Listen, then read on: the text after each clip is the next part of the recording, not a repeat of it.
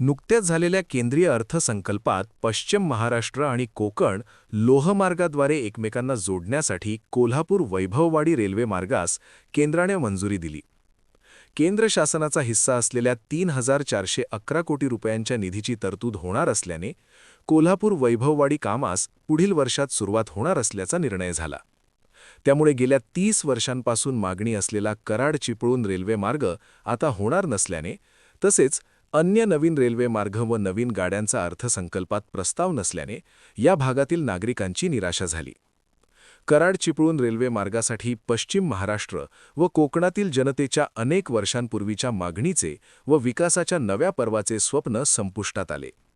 3,195 कोटी खर्चाच्या कराड-चिपळूण नवीन रेल्वे मार्गासाठी 10 वर्षांपूर्वी ऑगस्ट 2016 मध्ये कोकण रेल्वे प्रशासन व शापूरजी पालनजी कंपनीत मुंबईत सामंजस्य करार झाला. त्यावेळी तत्कालीन रेल्वे मंत्री सुरेश प्रभू, तत्कालीन मंत्री अनंत गीते, मुख्यमंत्री देवेंद्र फडणवीस, माजी मुख्यमंत्री पृथ्वीराज चव्हाण आदी उपस्थित होते.